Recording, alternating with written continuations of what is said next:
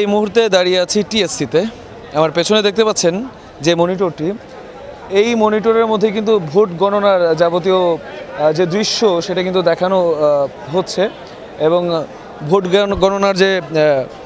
চিত্রটা আছে ভেতরে যাতে অস্বচ্ছ কোনো কিছু না ঘটে সেই জন্য কিন্তু আসলে সিসিটিভি ক্যামেরার মাধ্যমে এই যে মনিটরটি আছে সেই মনিটরে আসলে ভোট গণনার চিত্রগুলো দেখানো হচ্ছে। আমরা দেখেছি যে টিএসসিতে কিন্তু সন্ধ্যার সময় বেশ সরগরম ছিল টিএসসি, উত্তপ্ত পরিবেশ ছিল টিএসসি এলাকায়, কারণ ভোট কারচুপির অভিযোগে কিন্তু ছাত্রদল মনোনীত যে প্যানেল সেই প্যানেলের যারা নেতাকর্মী আছে, বিশেষ করে ভিপি পদপ্রার্থী আবিদুল ইসলাম খান তিনি সহ তার যারা অন্যান্য প্যানেলের সদস্যরা ছিলেন বা সমর্থকরা যারা ছিলেন তারা কিন্তু আসলে এখানে আন্দোলন করেছেন, বিক্ষোভ করেছেন এবং আমরা যেটা দেখেছি তারা ভোট কারচুপির ব্যাপারে কিন্তু আসলে নানাভাবে স্লোগান দিয়েছে। ছাত্র শিবির প্যানেলকে উদ্দেশ্য করেও আসলে বেশিরভাগ স্লোগান কিন্তু দেওয়া হয়েছে এবং আমরা যেটা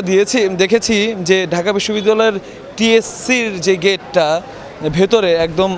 ভেতরে যে গেট আমি দেখাতে পারছি নিশ্চয়ই এখন এই গেটটা এখন কিন্তু ফাঁকা, তবে সন্ধ্যার সময় এইখানকার অবস্থা কিন্তু ভিন্ন ছিল। আসলে এখানে কিন্তু অনেক নেতাকর্মীরা বা ভোটাররা তারা কিন্তু সরগরম ছিল এখানে, কিন্তু তার পরবর্তীতে কিন্তু আইনশৃঙ্খলা রক্ষাকারী বাহিনী তারা কিন্তু তাদেরকে আস্তে আস্তে তাদেরকে কিন্তু এখান থেকে সরিয়ে দেয় এবং আমরা দেখেছি ছাত্র দলের যে ভিপি পদপ্রার্থী তারা কিন্তু এখান থেকে বিক্ষোভ করতে করতে আসলে বেরিয়ে যায়। বিনিয়ামিন মোল্লা তিনিও কিন্তু এসেছিলেন এখানে, তিনিও ভোট কারচুপির যে ব্যাপারটা সেই ব্যাপারটায় অভিযোগ করেছেন এবং তাদের দুইজনেরই একটা একই রকমের অভিযোগ ছিল, সেটা হচ্ছে ভোট কেন্দ্র ভোট গ্রহণ শেষে যখন ভোট গণনা শুরু হয় তখন আসলে ব্যালট বাক্সটি মিডিয়ার সামনে খোলা হয়নি। এর জন্য আসলে তারা কিন্তু আসলে প্রতিক্রিয়া জানিয়েছেন এবং ভোট কারচুপির যে অভিযোগ সেটা করেছেন। নাবিলা, আমি বেশ কিছু তথ্য আরও দিতে চাই ডাকসু কেন্দ্রিক, সেটা হচ্ছে ঢাকা বিশ্ববিদ্যালয়ের টিচার শিক্ষকদের যে নেটওয়ার্ক আছে একটা সংগঠন, সেই শিক্ষক নেটওয়ার্ক থেকে কিন্তু আজকে সারাদিন ব্যাপী ডাকসু নির্বাচনে সকাল 8টা থেকে একেবারে বিকাল 4টা পর্যন্ত এবং তার পরবর্তী সময় ভোট গণনা যখন শুরু হয় তখন কিন্তু তারা পর্যবেক্ষণ করেছে পুরো ক্যাম্পাস জুড়ে এবং তারা কিন্তু নানা ধরনের অনিয়ম এবং অব্যবস্থাপনার অভিযোগ কিন্তু এনেছেন নির্বাচন কমিশন এবং ঢাকা বিশ্ববিদ্যালয়ের যারা প্রশাসন আছেন বা ডাকসুর যারা আয়োজক আছেন তাদের বিরুদ্ধে। বিশেষ করে তারা বলেছেন যে টিএসসি যে কেন্দ্র, এই কেন্দ্রটাতে কিন্তু রোকেয়া হলের শিক্ষার্থীরা আসলে ভোট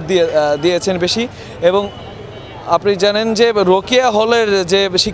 অনেক শিক্ষার্থী থাকার কারণে সেটা কিন্তু এখানে যে কলম ছিল ভোট দেওয়ার সেই কলম নির্ধারিত সেই কলম কালি শেষ হয়ে যাওয়ার পর বল পয়েন্ট কলম দিয়ে কিন্তু এখানে ভোট দেওয়ানো হয়েছে এবং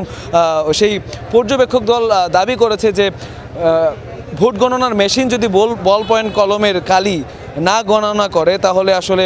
যে প্রার্থীকে তারা ভোট দিয়েছেন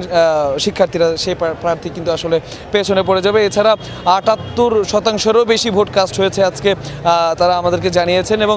তারা বলেছেন যে এত কম সংখ্যক লোকবল নিয়ে আসলে এত বড় একটা নির্বাচন, এত অংশগ্রহণমূলক একটা নির্বাচন আয়োজন করা এটা কিন্তু আসলে অনেক কষ্টসাধ্য ব্যাপার